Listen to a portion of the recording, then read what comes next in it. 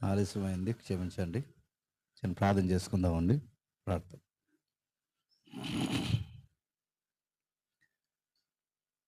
ప్రేమగల తండ్రి, కృపగల దేవ, వర్షాభావం తండ్రి, పరిసర ప్రాంతాలలో ఉన్న అనుకూలతను, ఆసక్తిని తండ్రి మీ పిల్లలకు మీరు అనుగ్రహించి తండ్రి ఈ సన్నిధిలో తండ్రి నలుగురు కూడుకునేలా తండ్రి మీరు ఏర్పరిచినందుకు స్తుతులు. ఇప్పటి వరకు తండ్రి సహోదరుల ద్వారా కొన్ని మాటలు మీరు అందించారు. మరికొన్ని సంగతులు తండ్రి మా ద్వారా కూడా మాట్లాడండి. కేవలం వచ్చారు వెళ్ళిపోయారని కాకుండా తండ్రి విన్న సంగతులను తండ్రి ధ్యానించే ధన్యత అనుగ్రహిస్తారని కోరుతుంది. క్రీస్తు నామని ప్రార్థన సమర్పిస్తున్నాము తండ్రి. ఆమేన్. నా మాటలు క్లియర్గా వినబడుతున్నాయండి, చివరికి బయట కూడా. ఓకే. కొన్ని విలువైన సంగతులు విందాం. ఆలస్యమైంది కనుక త్వరగానే ముగించే ప్రయత్నం చేస్తాను. చరిత్రలో నుంచి కొన్ని ఆసక్తికరమైన సంగతులు మనం బైబిల్ను క్రోడీకరిస్తూ విందాం.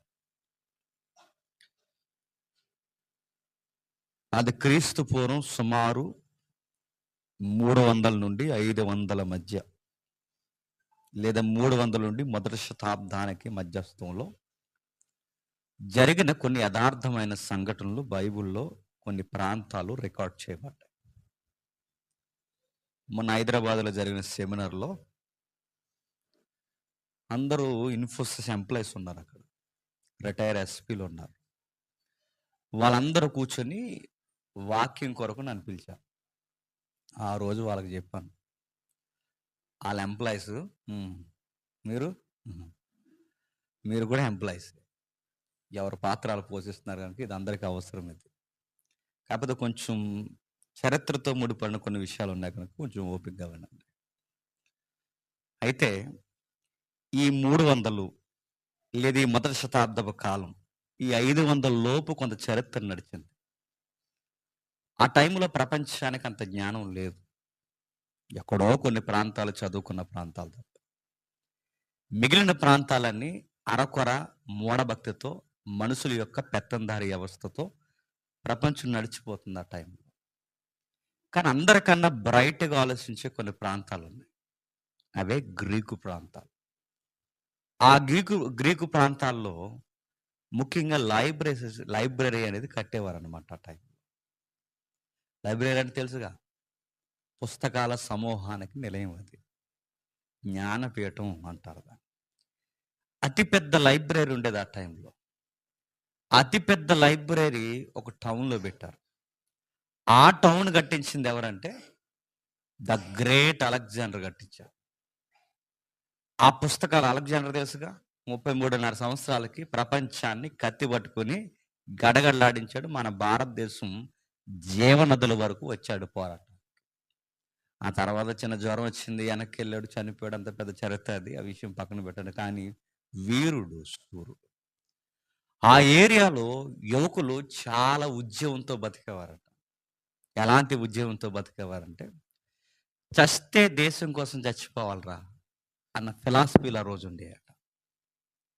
ఆ రోజుల్లో ఒక పురుషుడు ఎలా చనిపోవాలంటే యుద్ధం చేస్తూ చనిపోవాలి. సన్నాసిగాడిలాగా ఇంటికాడ ఏ పని చేయకుండా ఉండకూడదని ఆ రోజు ఫిలాసఫీ అన్నమాట. భార్య సంపాదిస్తే భార్య కష్టం మీద ఆధారపడే ఇలాంటి వ్యక్తులకి ఆ రోజుల్లో త్రోవలేదు. ఉంటే సైనికుడిగా పనిచేయాలి, రాజ్యంలో పనిచేయాలి. ఎక్కడ పని చేసినా ఆ రోజుల్లో పురుషులకి ఒక జీవిత సత్యం ఉండేది. ఆ జీవిత సత్యం వాళ్ళు నమ్మేది ఏంటంటే, పట్నం కొరకు, దేశం కొరకు, దేశ సార్వభౌమ అధికారాన్ని కాపాడడానికి శత్రువులతో ఫైట్ చేయాలని వాళ్ళ ఫిలాసఫీ. అందులో ఉన్న ఇలాంటి ఫీలింగ్స్కి పెట్టింది పేరు ట్రాయ్ అంటారు దాన్ని. దాన్ని తెలుగు బైబిల్లో త్రోయా అంటారు. ఆ రోజుల్లో అలెగ్జాండర్ కట్టించిన పేరు, ఆయన పేరు మీద దాని పేరు పెట్టారు. దాని పేరు అలెగ్జాండ్రియా అంట. తెలుసు కదా, బైబిల్లో నీ పేర్లు అంటే ఏంటంటే ఇంక అంతే సంగతులు. ఇంకా నా మాట అర్థమవుతుందా? త్రోయా, ట్రాయ్ అంటారు దాన్ని. అలెగ్జాండ్రియా, ద గ్రేట్ అలెగ్జాండర్ కట్టించిన టౌన్ అది. ఆ టౌన్లో ప్రపంచ దేశాల్లో ఉన్న పుస్తకాలన్నీ తెచ్చి పెడితే ఆ పుస్తకాలు చదువుకునేవారు. అలా పుస్తకాలు చదివి ఆ దేశ పౌరులు చాలా మేధావులయ్యారు. అందులో టాలమీ ఒకడు. తెలుసు కదా టాలమీ? ఈ టాలమీ గాని ఇలాంటి మేధావులందరూ పుట్టింది అక్కడే. ఆ ఏరియాలోనే పుట్టారు. ఆ టాలమీ లాంటి వారు చదువుకొని బాగా విజ్ఞతను సంపాదించారు. అందులో మనకి ఆ పరిసర ప్రాంతాల ఎథెన్స్‌లో అరిస్టాటిల్ మనకు కనబడతాడు.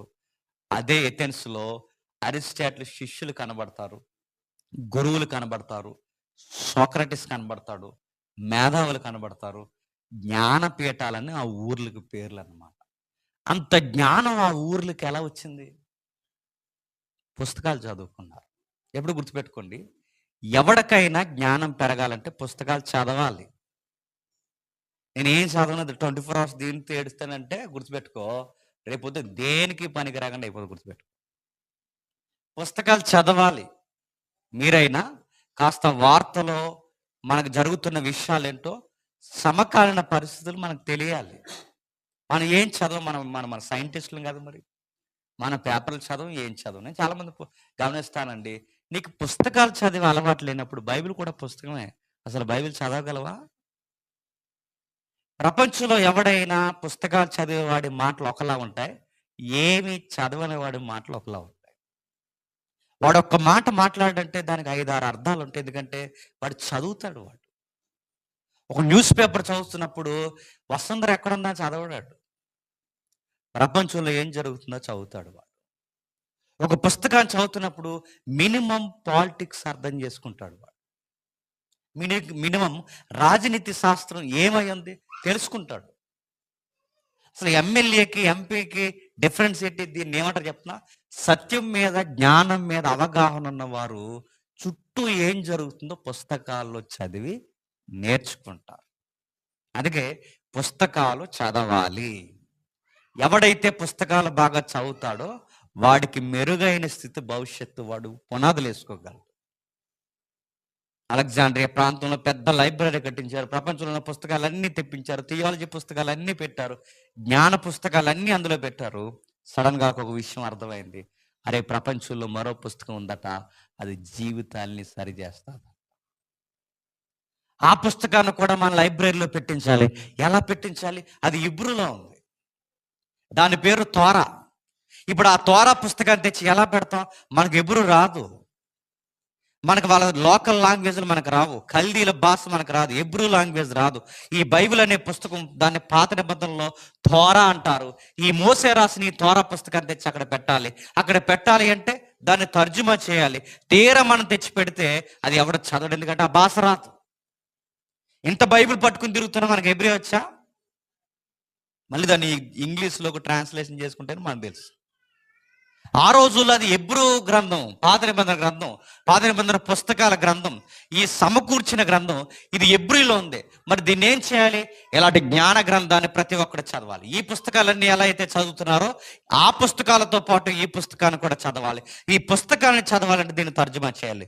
ఎవరు తర్జుమా చేయాలి? ప్రపంచంలో ఎక్కడెక్కడైతే జ్ఞానులు ఉన్నారో భాషా నైపుణ్యత ఎరిగిన వారు, పైగా గ్రీకుని, ఇతర భాషలను, గ్రీకుని, యూదులు మాట్లాడుతున్న హెబ్రీ భాషను ఎవరైతే బాగా మాట్లాడతారో అలాంటి వారిని పిలిపించి ఈ గ్రంథాన్ని తర్జుమా చేయండి అని 72 మంది జ్ఞానులను పిలిపించారు.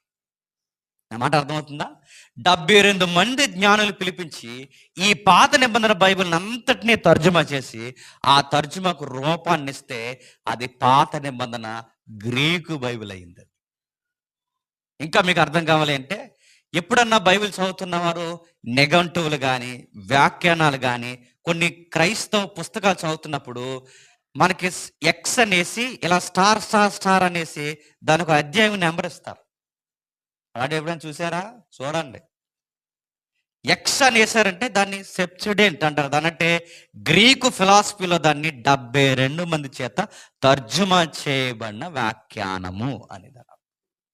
ఎక్స్ అని స్టార్ స్టార్ అనేస్తే అదొక లోతైన అధ్యయనం జరిగింది. 72 మంది జ్ఞానులు దాన్ని తర్జుమా చేస్తారు. ఇప్పుడు కూడా పాత నిబంధనలో కొన్ని మూల వచనాలు చూడాలి అంటే ఎక్కడికి వెళ్తారు తెలుసా? అదే 72 మంది చేసిన తర్జుమా దగ్గరికి వెళ్తారు.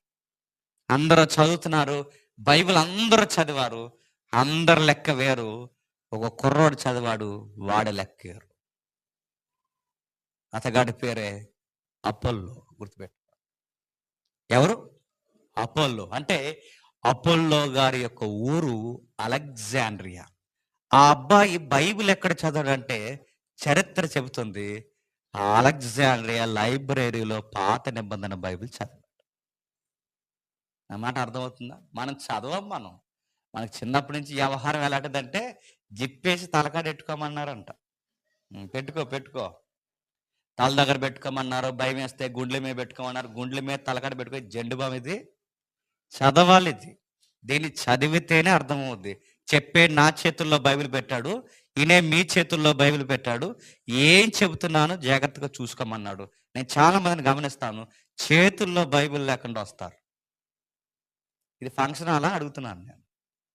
ఒక బైబిల్ ఉండాలి, క్రైస్తవ గౌరవం అది. ఒక బైబిల్ ఉండాలి. ఇక్కడ ఏం చెప్తాడు? కుర్రాడు నిలబడ్డాడు, ముందు ఒక కుర్రాడు నిలబడ్డాడు, నిన్న ఒక అబ్బాయి చెప్పాడు. ఏం చెప్తున్నారు? ఇక్కడ ఉన్న విషయాలు ఎవరిస్తున్నాడా? ఇది మినిమం నాలెడ్జ్ అంటారు. చదువుకోవాలి. వచ్చాము, వెళ్ళాము, మాకేమిస్తావు దేవుడు అంటే, నేను దేవుడు అడుగుతాడు, ఎప్పుడు అడిగే భక్తే తప్ప నేనేం రాయించను. నువ్వు ఎప్పుడు చదవా? పోనీ నీకు ఎలాగో చదువు రాదు, కనీసం ఆ కుర్రాళ్ళు చెప్పిన వింటున్నారు, చెప్పి బోధిస్తున్నారు, అది కూడా అర్థం చేసుకోవు నువ్వు. ఎవడో వస్తాడు గాలి కబుర్లు చెప్తూ, నీకు 100 కాగితం అని చెప్పి 50 కాగితం ఇస్తే ఏమంటావు? సీరియస్ గొడవలు ఎత్త వాడుతావు. 50 ఇచ్చి 100 అంటే పెట్టరా అంట వాడుతావు. అక్కడ మాత్రం నీకు అడ్డగోలు లెక్కలన్నీ వచ్చేస్తాయి. నీకు 100 ఏడు తెలుసు, 50 ఏడు తెలుసు, అన్నీ తెలుసు, కానీ బైబిల్ మాత్రం తెలియదు అంటే నడ్డి ఎరగొడతాను. మళ్ళీ చెప్తున్నాను నేను, చదవాలి బైబిల్. నాకు చదువు రాకపోతే చదువు వచ్చిన పిల్లలు మనవల్లో మనవరాల్లో ఎవరెవరు ఉంటారుగా, చదివించాలి. బైబిల్ చదివితేనే నీ దేవుడు ఏంటో నీకు అర్థమవుతాడు. బైబిల్ చదవకపోతే నాలాంటాడు ఎంత ఇక్కడ గొంతు చించుకుని అరిచినా మీకు దేవుడు అర్థమవుడు. నేను ఎన్ని ప్రసంగాలు మీకు బోధించిన దేవుడు అర్థమవుడు. నేను చెబుతున్నది ఆ బైబిల్లో మీరు తొంగి చూసినప్పుడే మీ దేవుడు మీకు అర్థమవుతాడు. వరకు దేవుడు అర్థమవుతాడు. అందుకే ఈ అబ్బాయికి చాలా జ్ఞానం తెలుసు. అలెగ్జాండ్రియా ప్రాంతాల్లో తిరిగాడు. ఈ ప్రాంతాల్లో తిరిగి సరిగ్గా లైబ్రరీలో పాత నిబంధన గ్రంథాన్ని చదివాడు. చదివినప్పుడు ఏం జరిగిందో ఒకసారి చూడండి. అపోస్తుల కార్యములు 18వ అధ్యాయం.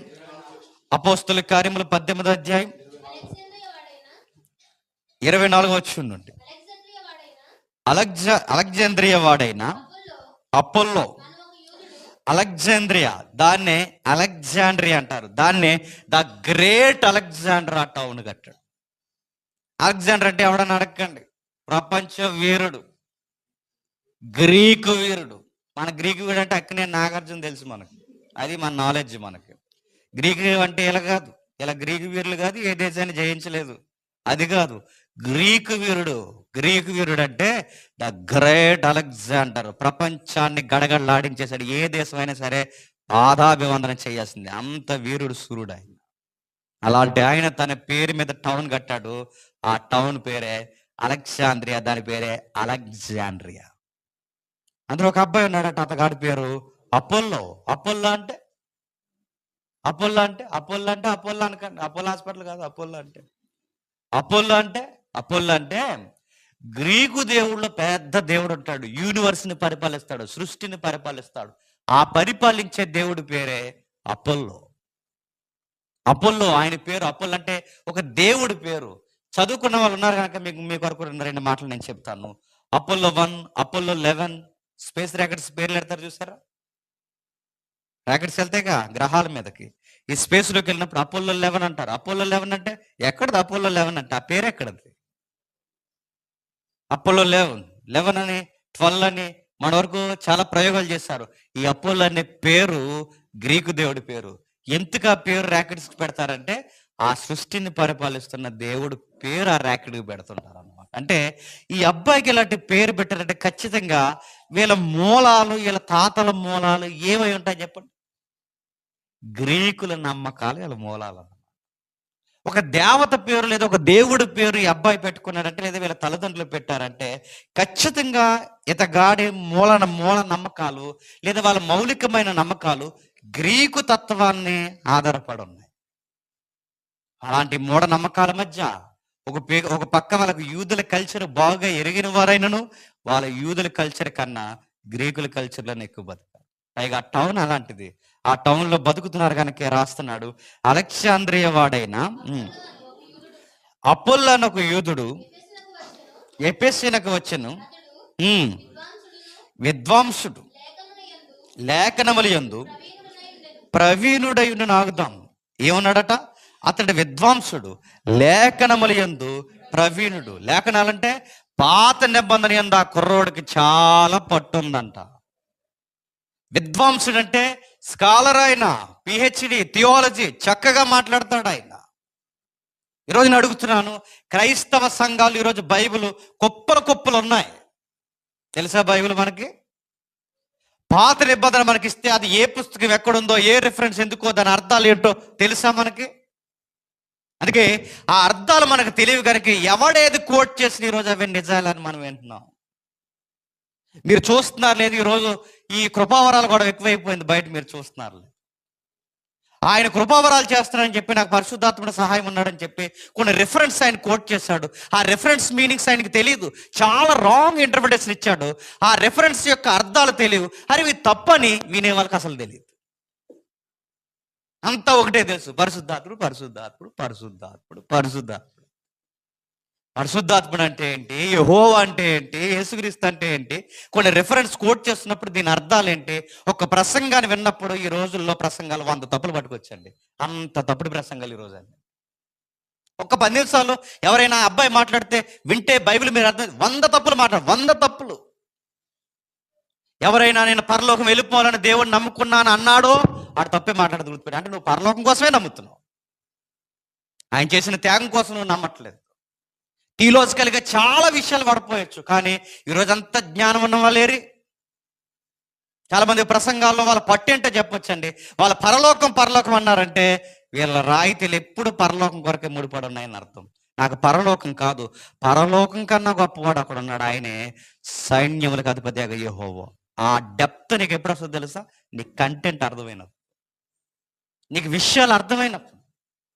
అలాంటి విషయాలు మనకి అవపోసన పట్టాలి. అందుకే ఆయన లేఖనముల యందు ప్రవీణుడు. ఆయన ముందు ఎవరు ప్రసంగాలు చేసినా టక వడపోసేస్తాడట. ఈరోజు అడుగుతున్నాను, లేఖనాలు ఎంత ప్రావీణ్యత ఉందా? యంగ్స్టర్స్ మిమ్మల్ని అడుగుతాను. ఈ కుర్రోడు చాలా మనలాగే వయసు ఉన్నవాడు, యంగ్స్టర్ ఆయన.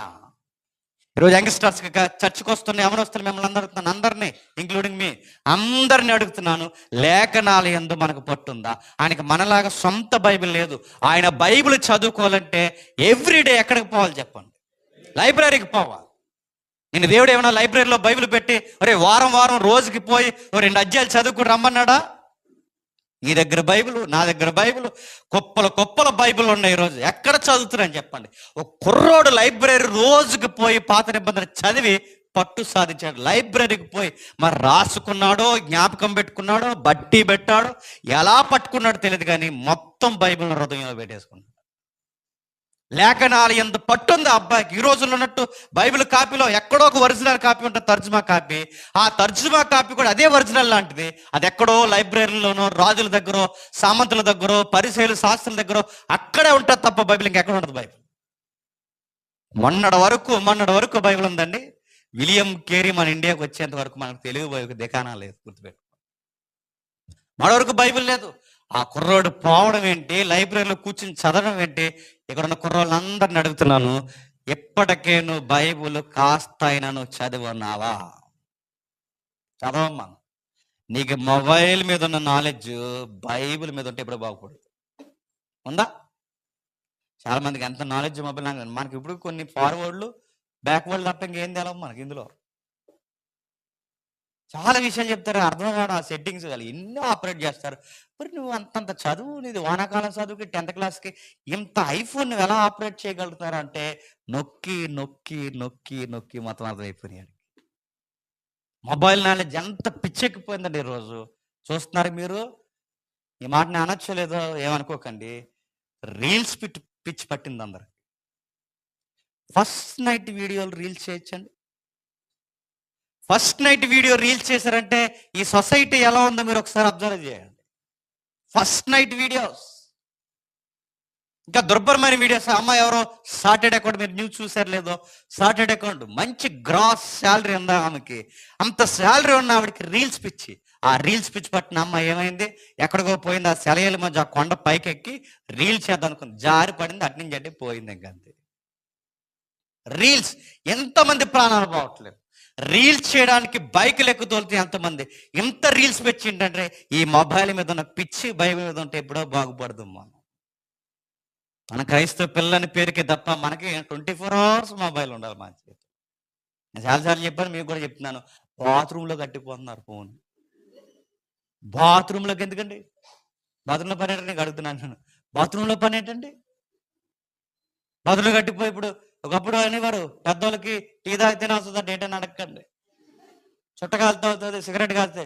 ఇప్పుడు కుర్రగాలికి బాత్రూంలో ఫోన్ ఎట్టుకెళ్తే లోపల పనులు అవుతాయి, లేకపోతే అవ్వు. ఆ టప్ మీద కూర్చొని నొక్కుతా ఉంటాడు అన్నమాట. గుర్తుపెట్టు. ఎంత అడాప్షన్, ఎంత దారుణం, ఎంత వ్యసనం. ఈరోజు వ్యసనం అయిపోయింది. ఆ అబ్బాయికి బైబిల్ బాగా తెలుసట. ఎంత బాగా తెలుసు, మళ్ళీ వచ్చిన చదవండి. అలెగ్జాంద్రియా వాడైన అపోల్లోను ఒక యూదుడు ఎఫెసునికి వచ్చెను. అతడు విద్వాంసుడు, లేఖనముల యందు ప్రావీణుడైనను. అలెగ్జాండ్రియాలో ఉన్న ఈ అపోల్లోకి లేఖనముల యందు విద్వాంసుడు ఎలా అయ్యాడంటే ఈ ఒక్క రెఫరెన్స్ తో చరిత్రలో ఎదుగుతా అబ్బాయికి ఎక్కడ తెలుసో తెలిసి చరిత్ర, ఇప్పటివరకు నేను చెప్పిన చరిత్ర. ఆయనకి అలెగ్జాండ్రియా అనే ప్రాంతంలో పెద్ద ఇంటర్నేషనల్ లైబ్రరీ ఉంది. ఆ లైబ్రరీలో బైబిల్ ఉంది. ఆ లైబ్రరీలో ఉన్న బైబిల్ చదివాడని ఎస్టర్డే చెబుతుంది. చదివాడు, వచ్చి అతడు ప్రభు యొక్క మార్గం విషయమై ఉపదేశము పొంది తన ఆత్మయందు తీవ్రపడి, బాగా వినండి, తన ఆత్మయందు తీవ్రపడి ఈ అబ్బాయి, బాగా వినండి, ఈ అబ్బాయి ప్రభు మార్గ విషయమై ఉపదేశం పొంది, అప్పటికి ప్రభు మార్గం విషయమై ఉపదేశం పొందంటే అప్పటికి ఈ అబ్బాయికి క్రొత్త నిబంధన ఉందా? లేదు. క్రొత్త నిబంధన వెలుగులోకి వచ్చిందా? లేదు. అంటే పాత నిబంధనలోనే ఎవరిని పట్టుకున్నాడు? అది పట్టు అంటే. ఈరోజు క్రొత్త నిబంధన ఉన్నా యేసు ప్రభువు గురించి స్పష్టంగా మనం నేర్చుకోలేకపోతున్నాం. పాత నిబంధన 39 పుస్తకాలు చదివాడో, లేదా ఆ తోర 5 గ్రంథాలు చదివాడో, ఏ గ్రంథాలు చదివాడో తెలియదు. కానీ ఆ చదివిన పాత గ్రంథ పుస్తకాల్లోనే అరకొరగా కనిపిస్తున్న అదృశ్య దేవుడు ఉన్నాడు. ఆ అదృశ్య దేవుడు దృశ్యంగా రాబోతున్నాడు. ఆయన ఎక్కడ పుట్టాడు, ఎలా పుట్టాడని కోట్ చేసుకున్నాడు. అది ధృవీకరణ చేసుకున్నాడు. ఆయన ఎవరో కాదు, నజరేయుడైన యేసుడు. కన్ఫర్మ్ అయిపోయాడు అంతే. పాత నిబంధనలోంచి యేసుక్రీస్తుని చూడగలిగాడండి. ఎంత కమిట్మెంట్ చూడగలిగాడు. అసలు కొన్ని విషయాలు మోసే హృదయంలో లాంటి ఫీలింగ్ ఉన్నదని మన క్రొత్త నిబంధన చదివితే కానీ పాత నిబంధన విషయాలు మనకు తెలియవు. మోసే హృదయంలో ఒక ఫీలింగ్ ఉందంట, మీకు తెలుసుగా. వాళ్ళ అమ్మగారు పిలిచి ఒక్క డైలాగ్ కొట్టమని, ఒక్క డైలాగ్ రా, నువ్వు నన్ను మమ్మీ అన్నాను, అపోజిషన్ లేకుండా నెక్స్ట్ ఈజిప్ట్కి కింగ్ నువ్వు అయిపోతావా. అపోజిషన్, ప్రతిపక్షం కూడా ఉండదు నీకు. నెక్స్ట్ నువ్వే ఈ ఐగుప్తి రాజ్యానికి నువ్వే రాజువే, ఫరోవి. ఎలక్షన్ లేదు, ఏమీ లేదు, పిలుపులు లేవు, అధికారుల అభిప్రాయాలు లేవు, ఏమీ లేవు. వచ్చి ఒక్కసారి నన్ను అమ్మాని పిలిచావో మరలా ఫరో తర్వాత ఫరోవి నువ్వే. ఇన్ని విషయాల మధ్య ఆ అబ్బాయి ఒక నిర్ణయానికి వచ్చేసాడు. ఎవరు? మోసే గారు. ఏమన్నాడు?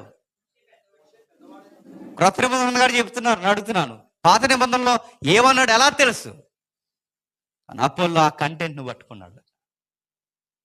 పాత నిబంధనలు నిలబడిన మోసే యొక్క తీవ్రత ఏంటో చూశాడు. మోసే అంత కసిగా 40 సంవత్సరాలు ఎడారిలో నడవడానికి అంత కమిట్మెంట్ అతనికి ఎలా వచ్చిందంటే, ఆ కమిట్మెంట్ ఈ అబ్బాయి కంటెంట్ లేఖనాల్లో చూడగలిగాడు. క్రొత్త నిబంధనలో రాశాడు కాబట్టి ఈరోజు మనకు అర్థమైంది. కానీ అపోల్లోకి ఇలాంటి వ్యాఖ్యానాలు తెలుసంట. ఎవరు ఏ విధంగా మాట్లాడారో, భక్తులు ఎంత రగిలిపోయారో అబ్బాయికి తెలుసు.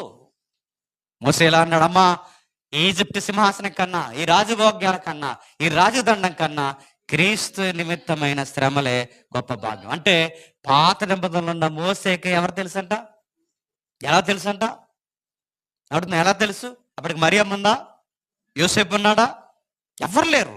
అసలు యోధా గోత్రమైన డెలిబ్రేషన్ ఉందా? ఏమీ లేదు. అప్పటికి మోసేకే యేసుక్రీస్తు తెలుసు. యాకోబుకి యోధా నుంచి ఇదిగో నక్షత్రం ఉద్భవిస్తుంది, యాకోబుకి తెలుసు, మోసేకి తెలుసు, ప్రవక్తలందరికీ తెలుసు. వాళ్ళకి తెలిసిన లేఖనాల సారాన్ని అపోల్లోకి కూడా తెలిసేంత కసరత్తు చేశాడు బైబిల్ మీద.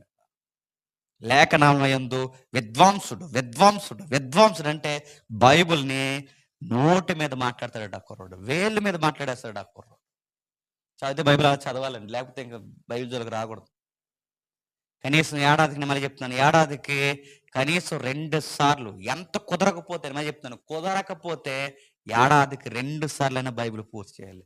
కుదరకపోతే, కుదిరితే మినిమం 4-5 సార్లు బైబిల్ ఏడాదికి చదవాలి. నడుతున్నాను, ఏడాది కాదు 10 ఏళ్ళు అయింది, ఒకసారి చదివా? ఒక్కసారి కూడా చదవమ్మా. అందరు ఎలా తయారో చెప్పనా? వస్తారో ప్రసంగం, 4 మాటలు, 4 పాటలు, అలా కూర్చోను తన్మేతం. ఈ మధ్య ఆరాధనలు కూడా ఎక్కువైపోయినాయి. ఆరాధన ఆరాధన ఆరాధన ఆరాధన ఆరాధన ఆరాధన ఆరాధన 4 పాటలు వెళ్ళిపోతున్నారు. ఆయన ఏది చెప్తాడు, మెసేజ్ మాత్రం 20 నిమిషాలు ఉంటుంది, ఆరాధన మాత్రం 1 గంటన్నర ఉంటుంది. లేఖనాలు, దాని సారం ఏమీ తెలియదండి ప్రజలు. అందుకే మనలాంటి జీవితాల్ని అపోల్లో సవాల్ చేస్తున్నారు. మనలాంటి జీవితాన్ని అపోల్లో కంకణం కట్టుకున్నట్టు పరిశుద్ధాత్ముడు దేవుడు రాయించాడు, నువ్వు నేను చదవాలని. అతడు ప్రభు మార్గ విషయమై ఉపదేశము పొంది తన ఆత్మయందు తీవ్రపడి యోహాను బాప్టిజం మాత్రమే తెలుసుకునేవాడై యేసును గూర్చిన సంగతులు వివరముగా చెప్పి ఎందులో నుంచి చెప్పి, పాత నిబంధన పుస్తకాలు అని చెప్పి. నేను అడుగుతున్నానండి, క్రొత్త నిబంధన పుస్తకాల నుంచి ఎవడైనా వివరిస్తాడు, పాత నిబంధన పుస్తకాల్లో నుంచి యేసుక్రీస్తుని చూపించడం మనకు వచ్చా? మనకు రాదు. మనకి ఒక విషయం చెప్పనా, ఇప్పటికీ కొన్ని లేఖనాలు ఏంటో మనకి తెలియదు, కొన్ని ప్రవచన గ్రంథాలు ఏంటో మనకి తెలియదు. కానీ ఆ రోజుల్లో వివరముగా మాట్లాడతాడట. యేసును గూర్చిన జీవిత సత్యాలు లేఖనాలు కోట్ చేస్తూ, పాత నిబంధన పుస్తకాన్ని కోట్ చేస్తూ, బోధించు సమాజ మందిరంలో ధైర్యముగా మాట్లాడుచుండెను. అదే సమాజ మందిరంలోకి వెళ్ళి ఫటాఫట వాయిస్తున్నాడు ఒక్కొక్కరిని. అందరూ అనుకో, అరే ఇన్ని రోజులు రెఫరెన్స్ ఆడటం ఇదని మాకు తెలియదు, సశరీరగా దేవుడు రావడం అంటే నజరేతులో పుట్టిన యేసుడా. మేము గమనించలేకపోయాం. త్రిత్వంలోని ఒక భాగమా, అదృశ్యంగా కనబడుతున్న ఆ యెహోవాకి దృశ్య రూపము నజరేయుడైన యేసుడా, గమనించలేకపోయాం. కనబడని ఆ దేవునికి దృశ్య రూపమే కనబడే ఈ దేవుడా, ఇంత భాగం ఉందా, ఆత్మ నడిపింపు ఉందా, ఇవన్నీ మాకు తెలియట్లేదే. మాట్లాడుతున్నారు, ప్రజలందరూ చూస్తున్నారు. చూస్తుండగా అందులో ఒక 2 సీనియర్ దంపతులు కూర్చున్నారు, భార్య భర్తలు. వాళ్ళ పేరు అకుల, ప్రిస్కిల్లా. వాళ్ళిద్దరు అక్కడ కూర్చున్నారు. ఈ అబ్బాయి చెప్తున్న ప్రసంగం విన్నారు. ఆ వింటుండగా ఈ అబ్బాయి కొన్ని తప్పులు చెప్తున్నారని పసిగట్టారు. ఎందుకంటే వాళ్ళ ప్రొఫెసర్. ఎందులో ప్రొఫెసర్ వాళ్ళు? బైబిల్లో. నేను అడుగుతున్నాను, వీళ్ళంతా జ్ఞానం వీళ్ళకి ఎలా వచ్చింది? దంపతులు ఇరువురికి వీళ్ళ గురువు గారు అలాంటి. ఎవరు వాళ్ళ గురువు? పౌలు. అది గుర్తుపెట్టు. వీళ్ళకెంత లేఖనాలు ఎంత పట్టుందంటే అపోల్లో కన్నా లేఖనాలు ఎంత పట్టుంది. అంటే అపోల్లో లైబ్రరీలో చదివాడు, విద్వాంసుడు, జ్ఞానవంతుడు. ఈ చదువుకున్న అబ్బాయి కన్నా ఈ దంపతుల సీనియర్లు ఇంకా జ్ఞానంగా ఉన్నారట. వీళ్ళకంత జ్ఞానం ఎక్కడి నుంచి వచ్చింది? పౌలు పెట్టాడు అక్కడ, గుర్తుపెట్టుకోండి. 2 దంపతులు పౌలు చెప్తున్న ప్రసంగాలు విని విని విని విని విద్వాంసుడి కన్నా గొప్పలు అయిపోయారట. మన ప్రసంగాలు విని విని విని గోడ గారబడి నిద్రవుతారు. మన ప్రసంగాలు విని విని విని విని ఫ్యాన్ ఎక్కడుందో చూసుకుని మెల్లగా కునుగులు వెళ్ళిపోతారు. కానీ ఆ రోజు చూడండి, వాళ్ళ ప్రసంగాలు వినే కొలది జ్ఞానం పెరిగిందంట. పౌలు ప్రసంగం వినే కొలది, పౌలు ప్రసంగాలు విన్న తర్వాత ఎవడ ప్రసంగాలు ఏంటో తేల్చేస్తారట. అలా ఉంటారట ఆయన దగ్గర శ్రోతలు. అంత జ్ఞానం ఆయన సంపాదించారు, అంత జ్ఞానం వాళ్ళకి వచ్చింది. విన్నారు. ఈ అబ్బాయి చిన్న చిన్న లోపాలు మాట్లాడుతున్నాడు. అంత బాగుంది, చాలా చక్కగా చెప్తున్నాడు. యేసుప్రభుని గురించి చాలా వివరంగా మాట్లాడుతున్నాడు. అంత బాగుంది. కానీ రక్షణ విషయం అంటే సాల్వేషన్ డాక్టర్ విషయంలో కొంచెం తేడాగా ఉన్నాడు. పట్టేశారు వాళ్ళు. మనమైతే ఎలాంటి వాళ్ళో తెలుసా? అందరూ ఆ బైబిల్లో చెప్తున్నారండి, బైబిల్లో రిఫరెన్సే చెప్తున్నారండి అన్నామంటున్నాం. బైబిల్లో రిఫరెన్సే చెప్తారు, కానీ అర్థాలు వేరు చెప్తారు. గుర్తు బైబిలే తీస్తారు, అందరూ ఇదే బైబిల్ తీస్తారు, ఇవే లేఖనాలు తీస్తారు, ఇవే వచనాలు తీసి చదువుతారు, కానీ అర్థాలు మార్చేస్తారు. రాసిన ఉద్దేశం వేరు, చెప్పండి, వీళ్ళ ఉద్దేశాలు వేరు. అది పట్టుకున్నారు వాళ్ళ సీనియర్ దంపతులు. ఎంత సీనియర్లో చూడండి, ఆ అబ్బాయి అంతా బాగా చెప్తాడు యేసుప్రభు గురించి. ఎక్సలెంట్ ఫైర్ ఉంది ఈ అబ్బాయికి. ఇలాంటి వాడిని ఎంకరేజ్ చేయాలి, అంతా బాగా చెప్తాడు. కానీ రక్షణ విషయం, బాప్టిజం విషయంకి వచ్చేసరికి కొంచెం తేడా ఉన్నాడు. ఒప్పుకోలు తేడాగా ఉంది. బాప్టిజం ఒప్పుకోలు ఎలా చెప్తున్నాడు? నీతి నిమిత్తము, మారు మనసు నిమిత్తం బాప్టిజం యేసునామములో ఇస్తున్నాడు. కానీ అసలు విషయాన్ని కొంచెం డిస్టర్బెన్స్ జరిగింది. అది ఒక్కటి అబ్బాయికి సరి చేయాలని వాళ్ళకి కంకణం కట్టుకున్నారు. ఎలా అయినా సరే ఇలాంటి ఫైర్ ఉన్నవాడిని ఆపకూడదు. అది సీనియారిటీ అంటే గుర్తుపెట్టుకోండి. సీనియర్లు ఎప్పుడు ఎలా ఉండాలి తెలుసా? ఎప్పుడు ఆలపీటలు కొరకూడదు. అది సీనియారిటీ కాదు. సీనియారిటీ అంటే ఎవరికైతే ఆ ఫైర్ ఉందో ఆ ఫైర్ ఉన్నవాడిని ఎంకరేజ్ చేయాలి. ఎల్లు బ్రదర్, సూపర్, చాలా బాగున్నావు, అయితే ప్రేమతో కొన్ని మాటలు నీకు వివరిస్తున్నావు, వింటావా అన్న. అందరిలో ఉండగానే అడుగుతున్నాను, అందరిలో ఉండగా సీనియర్స్ ఎవరైనా ఎదురు కూర్చున్నప్పుడు, నేను జూనియర్ నండి, ఎవరు సీనియర్ ఇక్కడ కూర్చున్నారు అనుకోండి, నాకన్నా బాగా బైబిల్ తెలుసు అనుకోండి, నాకన్నా బాగా ప్రసంగాలు చెప్తున్నారు, జూనియర్ సీనియర్ ఇక్కడ కూర్చుని నేను జూనియర్గా మాట్లాడుతున్నాను, ఏదన్నా పొరపాటు మాట్లాడనుకోండి, సీనియర్లతో గొడవ చెప్పినా అదో రకం నవ్వు నవ్వుతారండి. పక్కన గోకి నవ్వుతారు, అదో రకం నవ్వు అన్నమాట. అది ఆ నవ్వుకు అర్థం ఏంటి చెప్పిన? ఎక్కలు నవ్వు. వీడికి అంత తెల్లరా అని, వీడికి అంత తెలియదురా, ఇది తప్పు చెప్పాడురా. ఇప్పుడు వీడు తప్పు చెప్పాడా చెప్పేస్తే ఇప్పుడు ఆడికన్నా నేనే చెప్పండి, తోపుని తురుముని అనుకోవాలి ఇప్పుడు అందరూ. దాన్ని చేయడానికి ఎంత ఎంత ఎంత ప్రయత్నం చేస్తారో సీనియర్స్. ఎప్పుడన్నా మీరు గమనించండి, సీనియర్స్ చేతుల్లో బైబిల్ ఉంటుంది, మీరు చూడండి కాదు. ఒకవేళ బైబిల్ ఉన్న తెరవరు. ఎందుకు తెరవరు తెలుసా? ఇప్పుడు ఆ అబ్బాయి చెప్తుంటే వాళ్ళు తెరిచారనుకోండి, ఇప్పుడు అతను సీనియర్లా కనబడిపోతారని అతను చెప్పే ప్రసంగం మాకు తెలుసులే అన్నట్టు చూస్తారన్నమాట. నేను ఎక్కడ విషయాలు కాదు, బయట జరిగే సంగతి చెప్తున్నాను, అన్నీ తిరుగుతానుగా, అందుకు చెప్తున్నా. వాళ్ళు చూడరు, కూర్చోరు, కనీసం అరే ప్రసంగం చెప్తున్నారు, ఇది సరిగ్గా ఇక్కడ కూర్చోవాలి, ఈ అవగాహన ఏదే వాళ్ళకు ఉండదు. అబ్బాయి మాట్లాడుతున్నాడు. ఆ సీనియర్స్ పసిగట్టారు. ఒక మాట, బ్రదర్ నీతో మాట్లాడాలి, లవ్ ఫీస్ట్ ఉంది, మా ఇంటికి వస్తావా అని అడిగారు. ప్రేమ విందు, జస్ట్ టేబుల్ ఇచ్చిన డిస్కషన్ పెట్టుకుందాం. మాట్లాడారు. ఏమని మాట్లాడుతున్నారు? పిస్కిల్లా ఆకులియా విని అతను చేర్చుకొని దేవుని మార్గము మరి పూర్తిగా అతనికి విశదపరచడు. అంటే ఎంత బైబిల్ లైబ్రరీలో చదివి, ఎంత లేఖనములు యందు విద్వాంసం కలిగి, ఎంత జ్ఞానం అవపోసిన బట్టినోడు కూడా ఇంకా కొన్ని సంగతులు తెలియాల్సి ఉందంట. అక్షర సత్యం, జీవిత సత్యం ఏంటో తెలుసా? మనం ఎంత బైబిల్ చదివినా ఇంకా మనకు తెలియాల్సిన సంగతులు చాలా ఉంటాయి, గుర్తుపెట్టుకోండి. ఎప్పుడు జ్ఞానవంతుడు ఎప్పుడవుతాను చెప్పిన? పుస్తకాలు చదవాలి, ఎదుటివారు చెప్పే 4 మాటలు వినాలి, ఏదో ఒక సీనియారిటీని మనం వెంబడించాలి. లేదు అని మనం ఆగామో ఆ 2004 దగ్గర ఆగిపోతాం, గుర్తుపెట్టుకో. నేను కూడా కొంతమందిని ఫాలో అవుతానండి బుక్స్లో. ఫాలో అవ్వాలి ఎవరో ఒకరిని, మనకన్నా ముందు పుట్టి, మనకన్నా బైబిల్ బాగా చదివి, లోతైన విషయాలు రాసి, ఇంత పుస్తకాలు రాసి వదిలేసి వెళ్ళిపోయారు. అలాంటివన్నీ మనం ఫాలో అవ్వాలి, చదవాలి. అబ్బాయి చూడండి, పూర్తిగా విశదపరిచి, పూర్తిగా అంటే ఎంత పెద్ద పండితుడికి, కుర్రోడికి, ఉద్రేగం ఉన్నవాడికి, ఫైర్ ఉన్నవాడికి, చివరికి కొన్ని విషయాలు తెలియవు. ఇంత చదువు ఉన్నవాడికి అంటే తెలియవు. చదువు వచ్చినంత మాత్రాన బైబిల్ అంతా తెలుసు అనుకుంటే చాలా పొరపాటు, గుర్తుపెట్టు.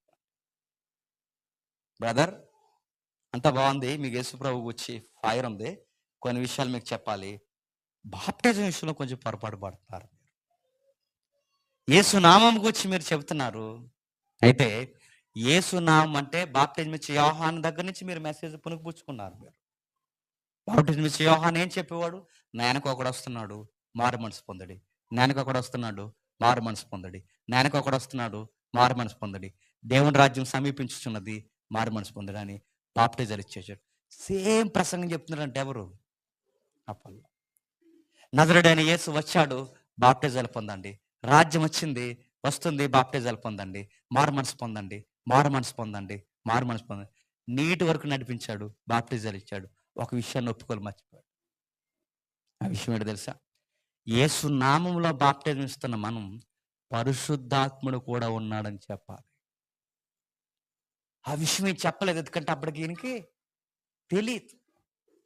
ఎంత పరిచర్య చేసి, ఎంత తిరిగి, కొన్ని విషయాలు లోపాలు ఉన్నాయన్నప్పుడు ఆ పండితులు ఇద్దరు పిలిచారు, మరి పూర్తిగా విశదపరిచి తరువాత అతను అక్కయ్యకు పోదలిచినప్పుడు అతన్ని చేర్చుకొనవలనని సహోదరులను ప్రోత్సాహపరచుచు అక్కడ శిష్యులకు రాసిరి.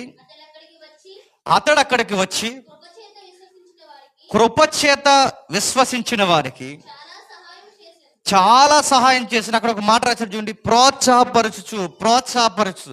సీనియర్లు ఎప్పుడు ఎలా ఉండాలి చెప్పండి? జూనియర్లని ఎంకరేజ్ చేయాలి. కానీ సీనియర్లు ఏం చేస్తారు చెప్పండి? జూనియర్లు ఏం చేస్తారు చెప్పండి? ర్యాగింగ్ చేస్తారు, ఎటకారం చేస్తారు. తప్పులు ఏమైనా జరిగితే చెప్పండి దిగజాచి పడేస్తారు. సీనియర్ అంటే ఎలా ఉండాలి? బ్రదర్ సూపర్, బాగా చెప్తున్నావు, వెరీ గుడ్. కాకపోతే కొన్ని విషయాలు ఉన్నాయి, ఇందాక ప్రసంగం చెప్తున్నప్పుడే నువ్వు తప్పు చెప్తున్నావు అని అర్థమైంది. పబ్లిక్ ఉన్నారు కనుక అక్కడ చెప్పలేదు, ఇప్పుడు నీకు పర్సనల్గా చెప్తున్నాను, కొంచెం ఇది మార్చుకో అని చెప్పారు. సీనియారిటీ కూడా అలాగే ఉండాలి. నలుగురు ఉన్నప్పుడు ఒకటి చెప్పడానికి నేర్పించడానికి ట్రై చేయండి, అని నేర్చుకుంటాడేమో. లేకపోతే గాంభీర్యం వచ్చేది అస్సలు దగ్గర. అక్కడ ఎప్పుడు నలుగురులో ఉన్నప్పుడు కొన్ని విషయాలు చెప్పకూడదండి. ఎవ్వరు లేని టైంలో భుజం చేసి వెళ్ళరా, అలా సరదా వెళ్దారా, మాట్లాడుకుందాం, అలా తీసుకుని వెళ్ళి కింద బాగా చెప్పు, ప్రసంగం సూపర్, బాగా చెప్పు. సురేష్ అయినా అంతే, బాగా చెప్పు. నేను వచ్చిన మా తమ్ముడు సురేష్ అయినా అంతే, ఎవరైనా అంతే. ఒకవేళ నేను లోపమున్నా, నా సీనియర్ ఎవరైనా వచ్చినా పక్కకి తీసుకెళ్ళి బాగుంది, చాలా బాగా చెప్తున్నావు, వెరీ గుడ్, ఇలాగే కంటిన్యూ. కానీ కొన్ని ఉన్నాయి సరి చేసుకోవచ్చు, ఆ టైంలో సరి చేసుకోవాలి. జూనియర్స్ ఈ సురేష్కైనా మా సురేష్కైనా ఎవరికైనా చెప్తున్నాను, ఎస్ అన్న నిజమే, నేను అబ్జర్వ్ చేయలేకపోయాను, ఇది కొంచెం నేను మార్చుకోవాలి. అలా చెప్తే వింటారా? అంటే వీళ్ళు వింటారులేండి, కొంతమంది వింటారా? నా ప్రసంగం నచ్చక అక్కడ ఇలాగ అన్నాడని మంచిగా చెప్పానండి.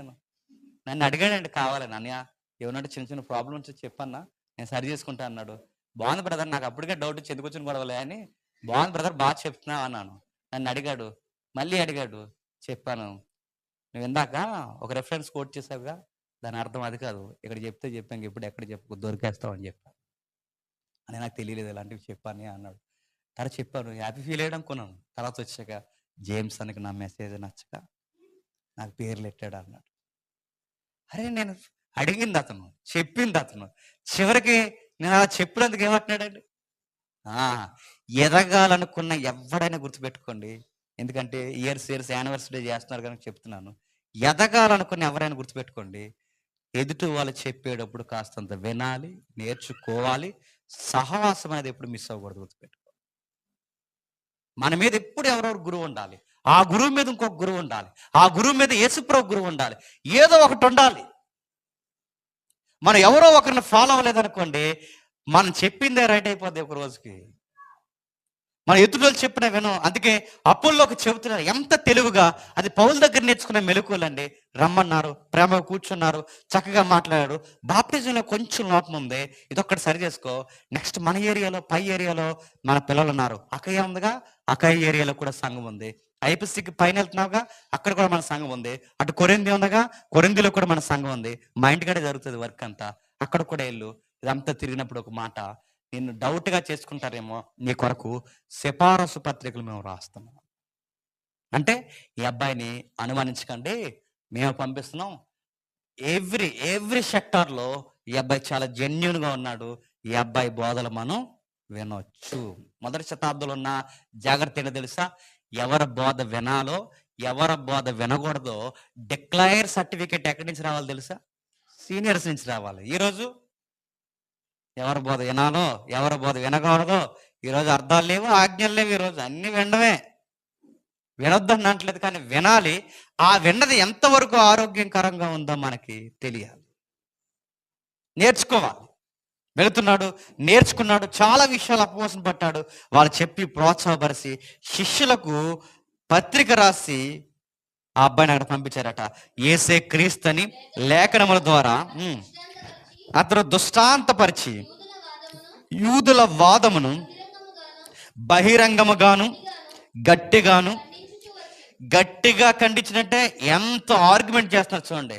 మీరు ఏ మెస్సేయ కొరకైతే ఎదురు చూస్తున్నారో ఆ మెస్సేయ ఎవరో కాదు, ఆ యెషయా గ్రంథంలో రాయబడిన వచనాలు కానీ, ద్వితీయోపదేశకాండలో కనబడుతున్న ఆ కర్త కానీ, నడిపిస్తున్న ఆ ప్రవక్త కానీ, యెరెమీయా చెప్పిన నూతన హృదయం కానీ, ప్రవక్తలు చెలవిచ్చిన ఈ యొక్క ప్రవక్తల పరంపరలో కనబడుతున్న మెస్సేయ కానీ, ఆ రుద్ర పక్కన కూర్చున్న ఆ మనుషు కుమారుడు యేసుకెళ్ళి సెలవిస్తున్న అక్కడ కనబడుతున్న మనుషు కుమారుడు కానీ, వీళ్ళందరూ ఎవరు అనుకుంటున్నారు? నజరేతులో పుట్టిన యేసుడని గట్టిగా చెప్పాడట. ఈ నేను చెబుతున్న వివరణ తప్పు అయితే మీరు నాకు వివరించండి, నేను వింటాను. లేఖనాల నుంచి గట్టిగా వివరించాలి, గట్టిగా వివరించాలి. ఈ రోజుల్లో ఒక విచిత్రమైన విషయం వచ్చింది, మనం ఎవరికి తీర్పు తీర్చకూడదు అంటున్నారు.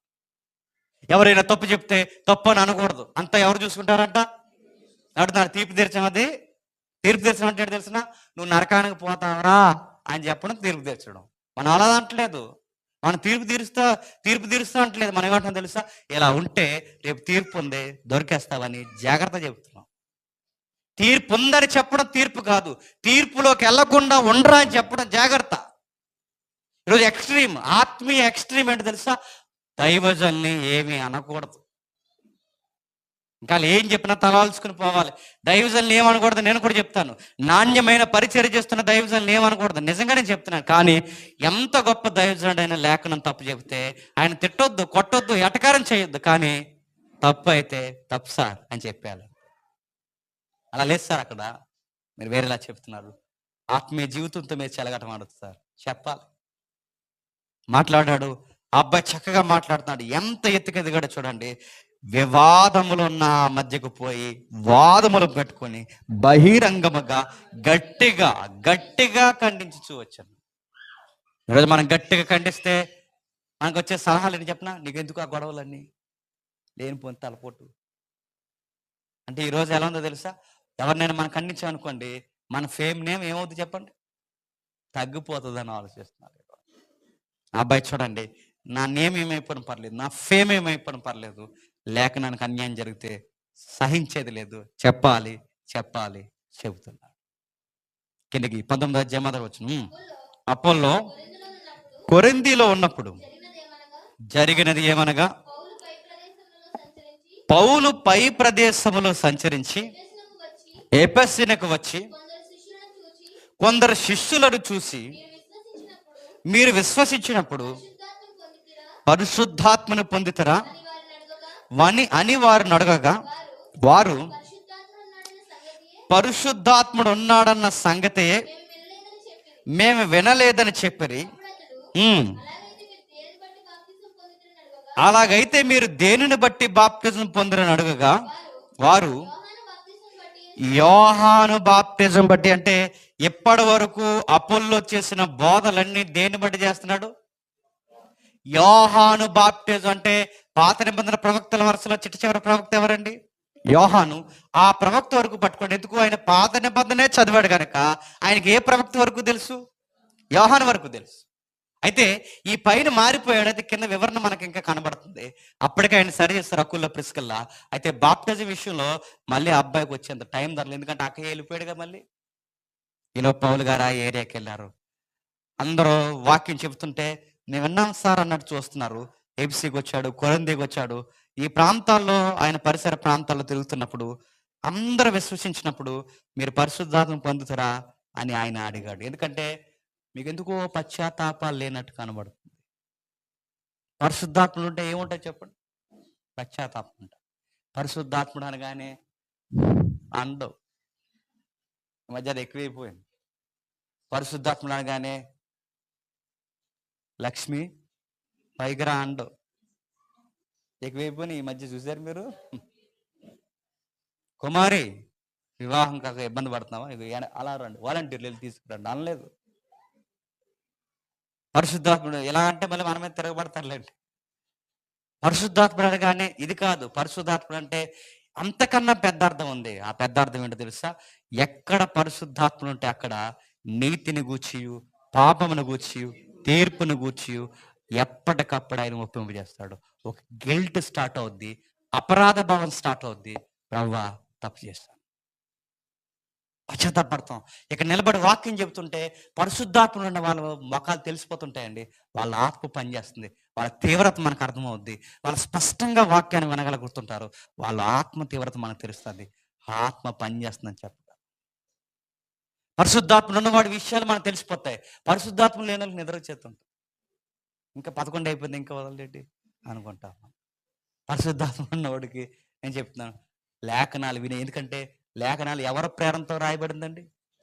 పరిశుద్ధాత్ముడు.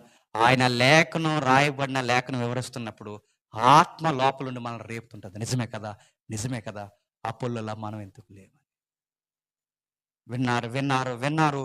పౌలు గారికి అర్థమైపోయింది అనుకుంటున్నా. వాళ్ళ పేస్ రీడింగ్ చూసి ఆయన బాగా చెప్తున్నప్పుడు మీకు ఆత్మ ఉందా అసలు అని అడిగాడట. అంటే ఆత్మ అంటే అన్నారు, ఆత్మ అంటే ఏంటో తెలుస్తారు అంటే పరిశుద్ధాత్మ అంటే మీకు తెలియదంటే, అంటే ఇన్ని రోజులు మేము ప్రసంగాల్లో అసలు పరిశుద్ధాత్ముడి గురించి మేము వెళ్ళలేదు సార్.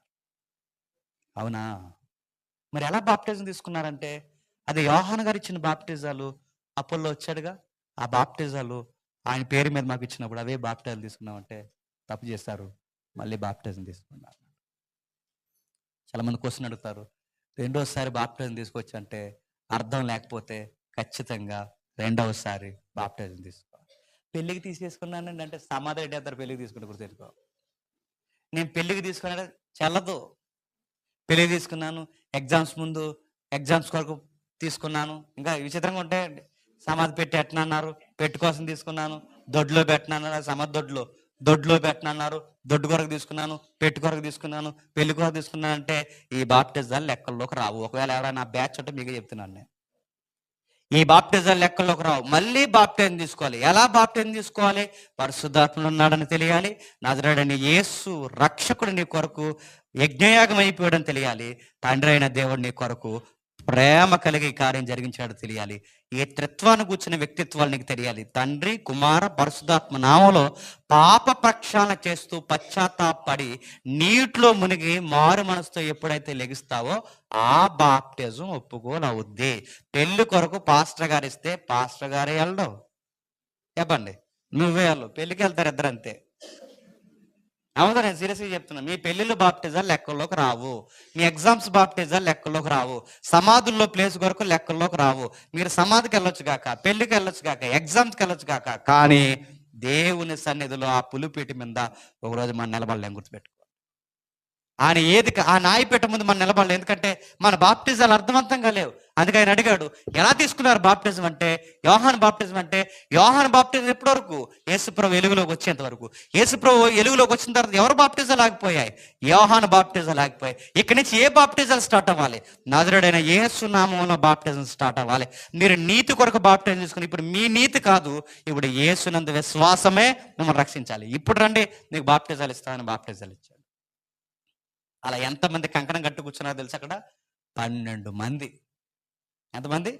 12 మంది. చూడండి 6వ వచనం చూడండి ఒకసారి, ముగించుకుందాం చూడండి ఒకసారి. తర్వాత పౌలు వారి మీద చేతులుంచగా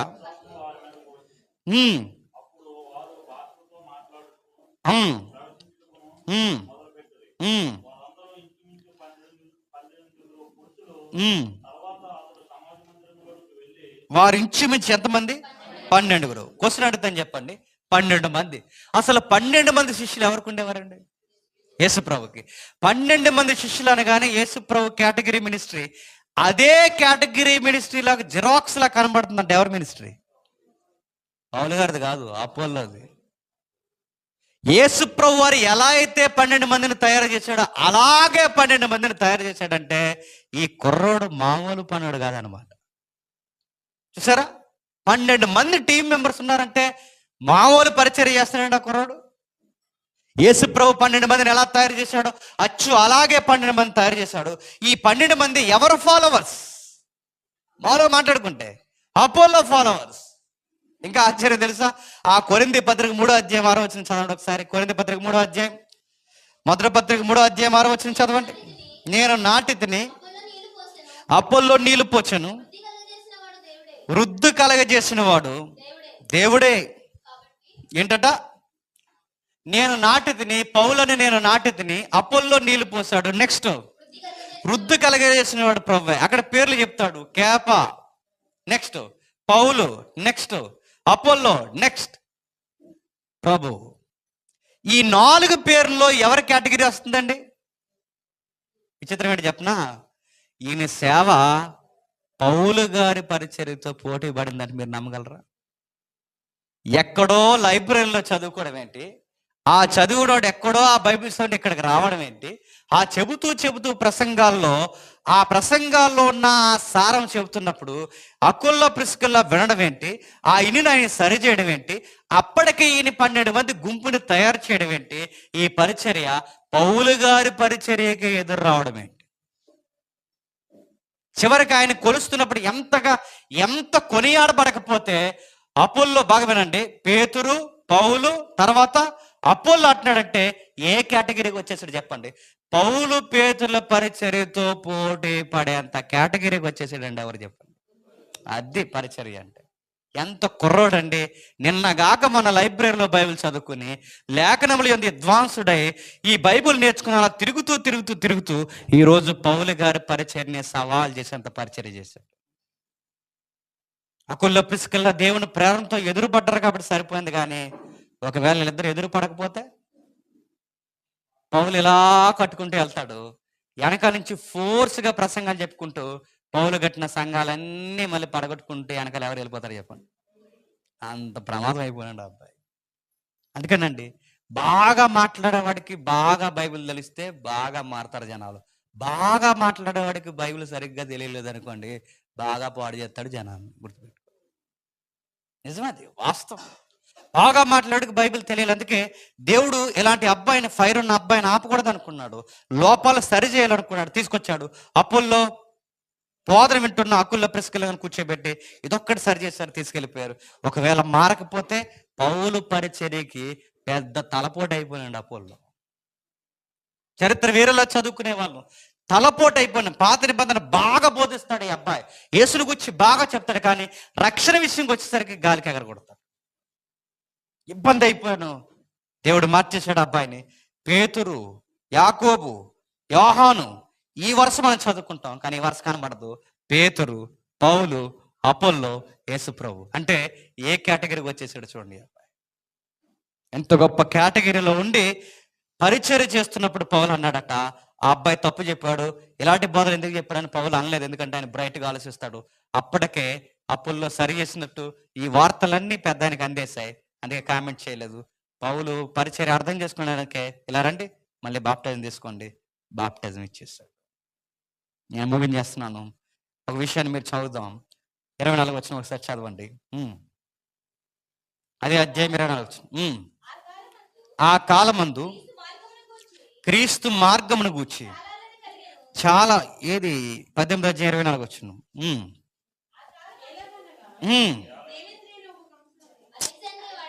అలెగ్జాంద్రియ వాడైన అపోల్లోను ఎఫెసునకు వచ్చెను. అతడు విద్వాంసుడు, లేఖనముల యందు ప్రవీణుడై ఉండెను. ఆపేస్తున్నాను నేను. సంవత్సరానికి 52 వారాల నుంచి మనం సంఘానికి వస్తాం. ప్రతి ఒక్కరికి సొంత బైబిల్ ఉంది. అన్ని విషయాలు మనం వింటున్నాం, యూట్యూబ్లో వింటున్నాం, బయట వింటున్నాం, మన పిల్లలు చెప్తుంటే వింటున్నాం, మన ఈదులో పాస్టర్లు చెప్తుంటే వింటున్నాం, అన్ని ప్రసంగాలు వింటున్నాం. నేను ముగించే ముందు ఒక మాట అడుగుతున్నాను, మనకున్నంత వెలుగు ఆ రోజుల్లో అపోల్లోకి ఉందా చెప్పండి? మనకు అలా ఒక సొంత కాపర్ అపోల్లోకి ఉన్నాడా చెప్పండి? ఈరోజు మనకు క్రొత్త నిబంధనతో కలిపి 66 పుస్తకాలు ఉన్నాయి. ఆ అబ్బాయి దగ్గర గట్టిగా మాట్లాడితే ఆ తోర 5 పుస్తకాలు తెలుసు. ఏదో ప్రవక్తల పుస్తకాలు ఏమైనా తర్జుమా జరిగితే ఆ 39 పుస్తకాలు జోడి అయినట్టు లేకపోతే కానట్టు. ఆ అబ్బాయికి తెలిసిన పాత నిబంధన బట్టి అంత వెలుగు వస్తే ఈరోజు 66 పుస్తకాలు మనకున్నాయి. మన వెలుగు మనకు ఎలా ఉంది చెప్పు? ఒక్క కుర్రోడు బాగా విన్నాడు. ఒక్క కుర్రోడు బైబిల్ బాగా చదివినందుకు తన చుట్టూ ఉద్యోగాన్ని లేవనెత్తాడట. ఎంతమంది కుర్రోలు ఉన్నాం, ఎంతమంది అకుల్లో ప్రిస్కిల్లా లాంటి వయసు ఉన్న దంపతులు ఉన్నాం, ఎంతమంది పౌలు లాంటి పండితులు మనకు కనబడుతున్నాం, ఎంతమంది మనం ఉన్నా నేను అడుగుతున్నాను, అసలు బైబిల్ చదవకపోతే మీ ఊరిని, మన ప్రాంతాన్ని మనం ఎలా కాపాడుకోగలం చెప్పండి? మా ఊర్లో తాగుబోతులు ఎక్కువైపోయారంటే దేవుడు అవును ఎక్కువైపోయారు అండు. అంత ఎక్కువైపోయినప్పుడు నువ్వేం చేస్తున్నావు ఊర్లో? క్రైస్తవుడుగా, క్రైస్తవురాలుగా అని అడుగుతాడు. గుర్తుపెట్టు. ప్రభు వాళ్ళని ఖండించాను, నాకు అర్థం లేదంటే నువ్వు బైబిల్ చదవలేదు అని చెప్తాడు. ప్రసంగాలు వినాలి, లేఖనాలు చదవాలి, దాని యందు సారం మనం అవపోసన పట్టాలి. బయటికెళ్ళి దేవుని గూర్చి విస్తారముగా మాట్లాడాలి. ఒక్క కుర్రోడు విని విని విని ప్రసంగికుడు అయ్యాడని లేదు, చదివి చదివి చదివి చెప్పండి ప్రసంగికుడు అయ్యాడు. ఈరోజు విని విని అవుతున్నారు ప్రసంగికులు. ఏంటి 4 మాటలు, 4 పాటలు, తన్మేతనం దాన్ని నడిపింమంటున్నారులండి ఈ మధ్య. 4 పాటలు అయినా ఆరాధన చేసేస్తాడు అనమాట. 4 పాటలు, 4 సాక్ష్యాలు అని చెప్పిన తర్వాత ధైర్యం అయిపోయారు, వచ్చిన సంఘం పెట్టేస్తున్నారు, స్టార్ట్ అయిపోతుంది. అడుగుతున్నాను, ఒక ప్రసంగికుడు తయారవుతే ఎక్కడో దిక్కున ట్రైనింగ్ ఉండాలంటే నన్ను అడిగితే. ఒకప్పుడు బైబిల్ సెమినరీస్ ఉండేవి. బైబిల్ సెమినార్లు అంటే మనం పెట్టే సెమినార్లు కాదు, ప్రత్యేకించి దైవజనుల యొక్క ట్రైనింగ్లు ఉండేవి. రోజు లేవు, అదే బాధాకరమైన విషయం. ఒక థియాలజీ అంటే ఏంటో తెలియదు, ఒక హిస్టరీ అంటే ఏంటో తెలియదు, ఒక డాక్టర్ అంటే ఏంటో తెలియదు.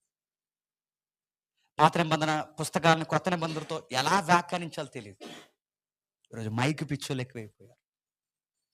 మైక్ పిచ్చోళ్ళు కావాలి. ఈరోజు మైకులు దొరకాలి, పాటలు పాడాలి, పాటలకు వారం వారం ప్రాక్టీస్ చేసి పాట పాడడానికి వారం అంతా ప్రాక్టీస్ చేసి వస్తారండి మైక్ పిచ్చోళ్ళు.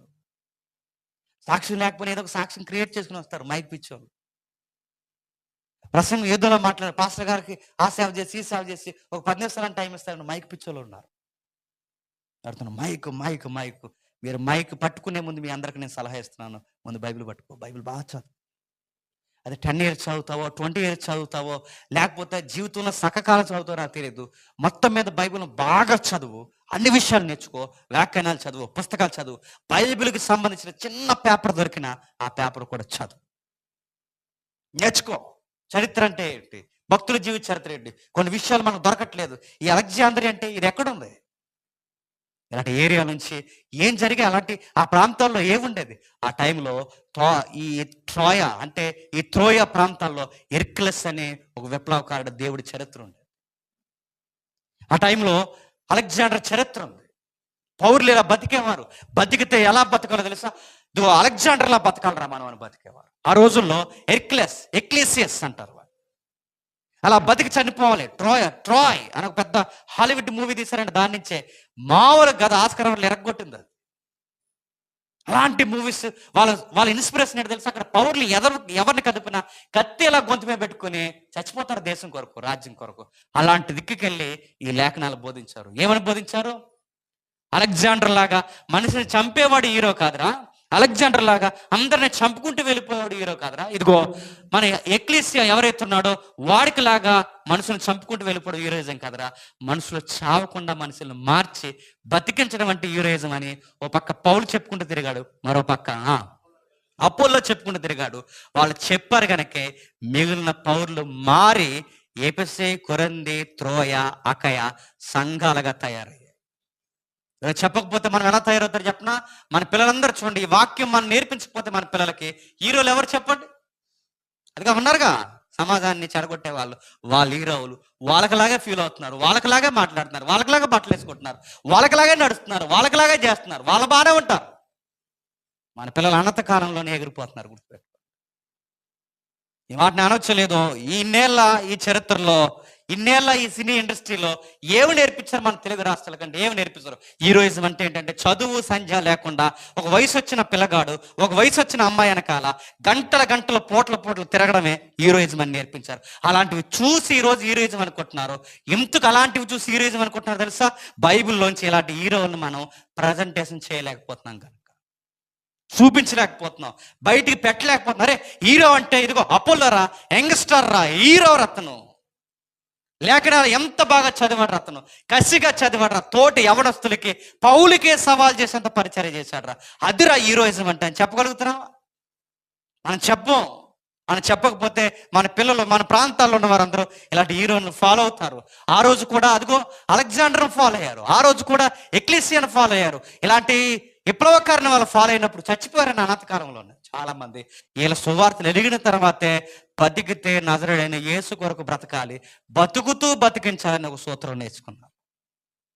చెప్పాలి ఇలాంటి విషయాలు మనం ఎప్పుడు చెప్పగలమంటే చదవాలి, చరిత్ర చదవాలి, గ్రంథాలు చదవాలి, పాత నిబంధనలు చదవాలి, ఈ పుస్తకాన్ని చదవాలి. అంతేగాని గుండెల మీద పెట్టుకోవడానికి దేవుడు ఇవ్వలేదు. గుండెల్లో ధైర్యం రావాలంటే గుండెల మీద పెట్టుకుంటే రాదు, దీన్ని చదివితే గుండెల్లో ధైర్యం వస్తుంది. గుర్తుపెట్టుకో. దయ్యాలు రాకూడదంటే రాకూడదని దగ్గర పెట్టుకుంటే కాదు, నువ్వు దేవుని కొరకు రగిలిపో. వాడి శ్వాస కూడా నీ మీద పడలేదు, దుష్టుని యొక్క శ్వాస. గుర్తుపెట్టుకో. రక్షణ అనుభవం ఉండాలి, వాక్యపు అనుభవం ఉండాలి. ఒక ప్రసంగం ఎవడైనా చెబుతుంటే ఇది ఎంతవరకు రైటు, ఈ ప్రార్థన ఎంతవరకు రైటు, ఈ పసిగట్టే తత్వం ఉండాలి. 52 వారాలు నువ్వు సంఘానికి వచ్చావు, ఏమి నేర్చుకున్నావు?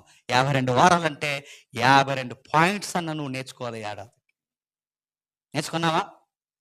స్థలం రాలేదు, ఇల్లు రాలేదు, పిల్లలు పుట్టడతలేదు, ఏ గొడవలు, స్థలం వచ్చింది, ఇల్లు వచ్చింది, ఇది అయిపోద్ది, నెక్స్ట్ ప్రాజెక్ట్ లోడ్ పెడతారు, అకౌంట్లో డబ్బులు పడలేదు. ఏదో ఒకటి అడగడమే తప్ప, ఏదో ఒకటి అడగడమే. దేవా, అందరికి అన్ని విషయాలు అర్థమవుతున్నాయి ప్రభా, నాకు ఎందుకు ప్రభా నాకు బైబిల్ అర్థం అవ్వట్లేదు, నాకు బైబిల్ నేర్పించు ప్రభు అని అడిగే వాళ్ళు ఎక్కడున్నారు? అపోల్లో అడిగాడు, దేవా నీ గ్రంథం నేను చదువుతున్నాను, నాకేదో విషయం అర్థమవుతుంది. ఇన్ని రోజులు అపోల్లో దేవుడు అనుకున్నాను, ఇన్ని రోజులు గ్రీకు దేవతలే దేవుళ్ళు అనుకున్నాను, ఈరోజు నాకు అర్థమైంది సైన్యాలకు అధిపతిగా యెహోవా అని ఒకడు నువ్వు ఉన్నావని ఈరోజు నాకు అర్థమైంది. ఇంకా లేఖనాలు చదువుతున్నాను, ఆ దృశ్య లేఖనాల్లో ఒక అదృశ్యమైన దేవుడు సశరీరుగా ఎలాలోకి వచ్చాడు నాకు అర్థమైంది. ఆయన ఎవరో కాదు, నీ సుతుడని నాకు అర్థమైంది. ఈరోజు కంగారం కట్టుకుంటున్నాను, చచ్చేంత వరకు ఈయన గురించి చెప్పుకుంటూ తిరుగుతానని బయటకు వచ్చేసాడు. ఈ కమిట్మెంట్లు, ఈ ఉద్యమం ఎప్పుడు వస్తుంది చెప్పనా? మళ్ళీ నేను చెప్తున్నాను, బైబిల్ చదివితేనే వస్తుంది. ఎంత కుదరకపోయినా రోజుకు ఒక అధ్యాయమైన చదవాలి. ఎంత కుదరకపోయినా, నీ కుదిరితే రోజుకి 5 అధ్యాయాలు చదవాలి. అప్పుడు 6 నెలలకు ఒకసారి బైబిల్. ఎంత కుదరకపోయినా చదవం. మనం ఎలా ఉంటుంది తెలిసి, ఇప్పటి వరకు మనం 11 అయిన టైము, 11 అయ్యే వరకు మనం వాక్యం ఉన్నాం. మన ఫీలింగ్ ఏంటి చెప్పిన? ఇంటికి వెళ్ళిన తర్వాత ప్రేయర్ చేయం. ఎందుకంటే మరి ఇప్పటి వరకు ప్రేయర్లో గడిపొచ్చాంగా. ఇవా నీకు చాలా టైం ఇస్తాం, ఇంక ప్రేయర్ గడక అర్థం చేసుకో, పర్సన్ వచ్చాం అని పడుకుంటాం. అది ఏ మీటింగ్స్కి వెళ్ళినా, ఎక్కడ గడిపినా, ఏ సండే వర్షిప్లో ఉన్నా, నీ డైలీ షెడ్యూల్ ఒకటే, ఒక అధ్యాయమైన చదవాలి. 40 ఏళ్ళు, 30 ఏళ్ళు లేదా 50 ఏళ్ళు వచ్చేసరికి బైబిల్లో ఎవరైనా ఆ తప్పు చెబుతున్నారన్నప్పుడు మనం ఎద్దేవి చేయొద్దు. కానీ బ్రదర్, నేను ఎక్స్పీరియన్స్ నా అనుభవంలో ఇది ఒక్కడ మార్చుకుంటే బాగుంటుందని సలహా ఇచ్చేంత సూచనగా మనం ఎదగాలి. లేదా తెగ రాసేస్తారు కొంతమందిని చూస్తాను, నోట్సులు అయిపోతాయి, నోట్స్ ఏం చేస్తా పాడద్దు పక్కన, మళ్ళీ నోట్సులు రాసేస్తారు. ఉండేళ్ళండి ఒక ఆవిడ అది చెప్తున్నా, నోట్సులు రాసి నోట్సులు పెళ్లి చేసుకుని నోట్సులు ఇంటి కూడా వెళ్ళిపోయింది. నోట్సులు ఎందుకు అడుగుతున్నా, ఎందుకు రాసాం మరి? అలవాటు అయిపోయి రాసుకున్నది, ఈ లేఖర్లా రాసేదాన్ని అక్కడ రాయండి, రాసింది చదవండి, అవపోసన పట్టండి, ముఖ్యమైన విషయాలు పునాదులుగా వేసుకోండి. ఒకటి, నీ దేవుడు ఏమై ఉన్నాడో నీకు తెలియాలి, ఆయన త్రిత్వమై ఉన్నాడని నీకు తెలియాలి. 2, ఆ త్రిత్వంలోని 3 వ్యక్తిత్వాలు ఉన్నాయని తెలియాలి, తండ్రి, కుమార, పరిశుద్ధాత్ముడు. అది అపోల్లోకి తెలియలేదు. తండ్రి ఒక్కడే ఉన్నాడు అనుకున్నాడు, కుమారుడు ఒక్కడే ఉన్నాడు అనుకున్నాడు, మరొక ఆయన ఉన్నాడని పసిగట్టలేకపోయాడు. ఇది తెలియాలి మనకు, పునాది సత్యాలు అంటారు. ఈ 3 సత్యాలు తెలియాలి. బాప్టిజం అంటే ఏ నామమును బాప్టిజం పొందాలో తెలియాలి. అప్పుడు ఈ లేఖనాల మీద మన రక్షణ జీవితాన్ని బిల్డప్ చేస్తే వెళ్ళాలి. అప్పుడు ఎప్పుడైతే మనం కట్టుకుంటామో, మనలను, మన బోధ వింటున్న వారిని, మన చుట్టూ ఉంటున్న వారిని మనం రక్షించుకుంటాం.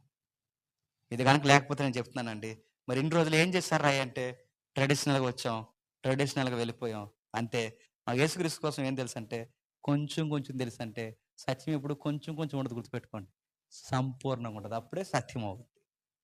నాకు సగం చేస్తుంది సత్యం తెలుసు అంటే నువ్వు సగం గడివి, పూర్తి సత్యం తెలియాలి. ఆ పూర్తి సత్యం నేను చెప్పలేను, ఎవరు చెప్పలేరు, బైబిల్ మాత్రమే చెప్పగలదు. ఈ బైబిల్ చదివితే నాకు అర్థం కాని సంగతులు కూడా నీకు అర్థం కావచ్చు, నీకు అర్థం కాని సంగతులు కూడా మరో కుర్రోడికి అర్థం అవ్వచ్చు. ఎందుకంటే పరిశుద్ధాత్ముడు ఎవరితో ఎప్పుడు ఎలా మాట్లాడతాడో మనకు తెలియదు. అందుకే ఎక్కడో లైబ్రరీ, ఎప్పుడో బైబిల్ చదువుకున్నాడు, ఆ చదువుకున్న సార్వను బట్టి ఊరూరా తిరిగాడు, పౌలంత స్థాయికి ఎదిగిపోయాడు. పౌలుతో పోటీ పడడం అంటే మాట్లాడండి. 12 మంది అపోస్తులు ఇజ్రాయెల్ దేశానికైతే ప్రపంచానికి ఒకే ఒక అపోస్తుడు ఎవరు చెప్పండి? అపోస్తుడైన పౌలు. ఆ పౌలుకే ఎదురు నిలబడేంత పరిచర్య చేశాడంటే మామూలు పరిచర్య? నేను అడుగుతున్నాను, రేపు పొద్దున జనరేషన్ పెరుగుతుంది, తరాలు ఉద్భవిస్తున్నాయి, గొప్ప తత్వజ్ఞానాలు బయటకు వస్తున్నాయి, సైన్స్ అభివృద్ధి పొందుతుంది. ఈ ప్రపంచంతో పోటీ పడి బైబిల్ చదవాలంటే నువ్వు ఎంత కసిగా బైబిల్ చదవాలి చెప్పు. రాబోతున్న సైన్స్‌కి ఎదురు నిలబడి నువ్వు వాక్యాన్ని బోధించాలంటే నువ్వు బైబిల్‌ని ఎన్ని కోణాల్లో చదవాలో గుర్తుపెట్టుకో.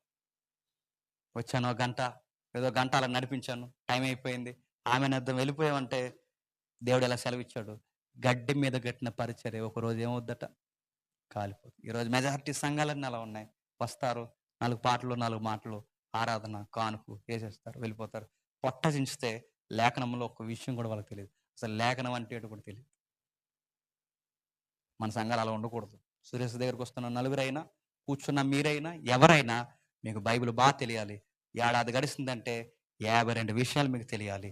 ఆ 2 విషయాలు, ఈ 52 విషయాలు మీరు నేర్చుకున్న తర్వాత రేపొద్దున ఎవరైనా వస్తే, బ్రదర్ ఇది ఇలా లేదు, మాకు విన్నట్టు గుర్తు, మీరేదో తేడాగా చెప్తున్నారు.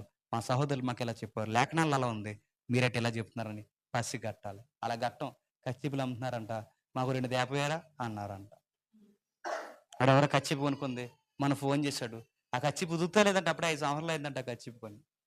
నీకు దండం పెడతాను ఉతికే అంటున్నాడు ఆళ్ళ అబ్బాయి. ఉతకదంట ఉతికితే పవర్ పోద్దిరా అందంట. పవరు. అరటిపళ్ళు అమ్మేస్తున్నారు. పిల్లలు అడుగుతున్నాను. ఎక్కడో విన్నామండి గుళ్ళు, గోపురాల దగ్గర. అరటిపళ్ళు తింటే క్రైస్తవులకు పిల్లలు పుడతారని క్రైస్తవులు నమ్ముతున్నారు. క్రైస్తవ బోధకులు బోధిస్తున్నారంటే ఎంత బైబిల్ తెలియని నిరక్షరాస్యత వచ్చేసిందో ఒకసారి మీరు ఆలోచించండి. అరటిపళ్ళు తింటే పుడతారని ఒక ఆయన అంటాడు. యాపిల్ తింటే పుడతారు ఒక ఆయన అంటాడు. ఇంకొక ఆయన ఎవడొచ్చాడు విచిత్రంగా, అవేమీ కాదు ఇక్కడ మట్టి తినని పుడతారు అంటున్నాడు. మరి నమ్ముతున్నారు. ఎవరో బయటోళ్ళు కదండి క్రైస్తవులు. అలాగే ఎక్కడ ఇలాంటి పల్లెటూరులో కదండి, పెద్ద పెద్ద టౌన్స్‌లో వైజాగ్, విజయవాడ, హైదరాబాద్, సికింద్రాబాద్ పెద్ద పెద్ద టౌన్స్‌లో పబ్లిక్ ఎంబీబీఎస్ డాక్టర్లు కూడా ఇలాంటివి నమ్ముతున్నారంటే ఏమనాలి? వాళ్ళు రెఫరెన్స్ కోట్ చేస్తున్నారు. విశ్వసించి నువ్వు అరటిపండు తినే యెడల దేవుడు నీ కార్యము చేయనుగా కనుకని తినేస్తున్నారు. అరటిపళ్ళు కాదురా, అరటిపళ్ళో లేదురా, అది కాదురా, విశ్వాసమందు దేవుని యొక్క కార్యం ఉందిరా అని నమ్మేవాళ్ళు ఎక్కడున్నారు చెప్పండి. అందుకే దేవుని పిల్లారా, అపోల్లోని చూసి నేర్చుకుందాం.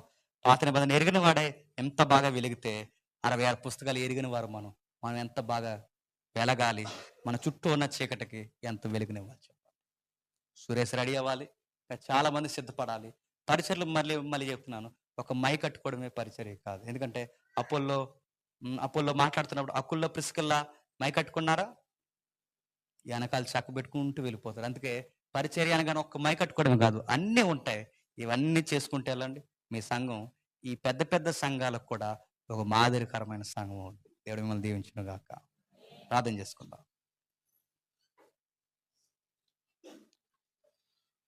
పరలోకమందున మా తండ్రి, కొన్ని ఘనమైన సంగతులు తండ్రి విన్నారు. ఆలస్యమైన తండ్రి, ఒక వ్యక్తి తండ్రి ఇన్ని నిగూఢమైన విషయాలు తండ్రి ఎక్కడో తండ్రి మారుమూల ప్రాంతాల నుంచి తండ్రి అలెగ్జాండ్రియా ప్రాంతంలో తండ్రి తండ్రి ఆఫ్రికా ఖండంలో ఉన్న తండ్రి ఆ ప్రాంతంలో ఒక లైబ్రరీలో కూర్చుని బైబిల్ చదివాడు ఎంత రగిలిపోతే నాకు చక్కగా బోధించే వాళ్ళు ఉన్నారు. 66 పుస్తకాల అర్థాలు ఏంటో చెప్పేవాళ్ళు ఉన్నారు. ధారాళముగా తండ్రి ప్రసంగాలు ఇచ్చేవారు మాకున్నారు తండ్రి. ఇంతమంది మాకు వెలుగున్న తండ్రి, మాకు బైబిల్ తెలియదని అనడం తండ్రి చాలా చాలా పాపం దేవా. అంటే అలాంటి మాటలు మా నోట రాకూడదు తండ్రి. ఎందుకంటే తండ్రి వెలుగు లేని కాలంలోనే తండ్రి, బైబిల్ లేని కాలంలోనే వాళ్ళంతగా వెలుగుతే మా దగ్గర చేతుల్లో ప్రతి ఒక్కరి చేతుల్లో బైబిల్ ఉంది తండ్రి. మేము ఎంతగా వెలుగుతూ తండ్రి మా చుట్టూ ఉన్న చీకటిని తండ్రి వెలుగుగా మేము మార్చాలి.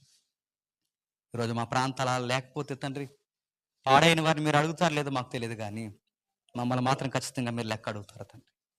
కానీ మేము ఎప్పుడు వెలిగింపబడతామంటే లేఖనాల్లో ఉన్న క్రీస్తునే మేము చూడాలి కానీ ఫోటోల్లో ఉన్న ఆయన కానీ ఊహించుకున్న ఆయన కానీ తండ్రి మేము దేవుడిగా చూడడానికి వీల్లేదు దేవా. లేఖనాల్లో ఏ యేసునాథుడైతే కనిపిస్తున్నాడో ఆయన్నే మేము ధరించుకోవాలి తండ్రి. అని మాకు కూడా జ్ఞానం దయచేయండి. ఇంకను లోతైన సంగతులు తండ్రి మేము నేర్చుకుని మా చుట్టూ ఉన్న వారికి దీవెనకరంగా మాదిరికరంగా మమ్మల్ని మలచండి తండ్రి. నడిపిస్తున్న సురేష్ని తండ్రి ఇంకా మీరు వాడుకోండి తండ్రి. ఏ విధంగా ముందుకు వెళ్ళాలో తండ్రి మీ కుమారుడికి నేర్పించండి తండ్రి. ఈ సహవాసంలో ప్రేమలో మాకు ఒకరు తండ్రి బలపరిచి ఒకరినొకరిని మాదిరికరంగా మీరు నిలబెట్టి వాడుకుంటారని కోరుతున్నాను దేవా. ఎవరైనా ఈ మాటలు నిర్లక్ష్యంగా తీసుకుంటే వారిని క్షమించండి. మరొక ప్రసంగికుడి ద్వారా అయినా తండ్రి వారితో మాట్లాడండి తండ్రి. వచ్చిన తమ్ముల్ని, తల్లుల్ని, చెల్లెల్ని అందరిని తండ్రి మీరు ఆశీర్వదిస్తే బలపరుస్తారని కోరుతూ మమ్మల్ని శత్రులుగా ఎవరైనా భావించి మమ్మల్ని హేళన చేస్తే ఈ ప్రాంతంలో ఉన్న వారిని దీవిస్తారని అర్థిస్తూ క్రీస్తు నామమున ప్రార్థన సమర్పిస్తున్నాం తండ్రి. ఆమేన్. ఇంతవరకు వాక్యాన్ని అందించిన తమ్ముడికి ప్రాపర్టీ వందనాలండి. ఈ సమయంలో చిన్న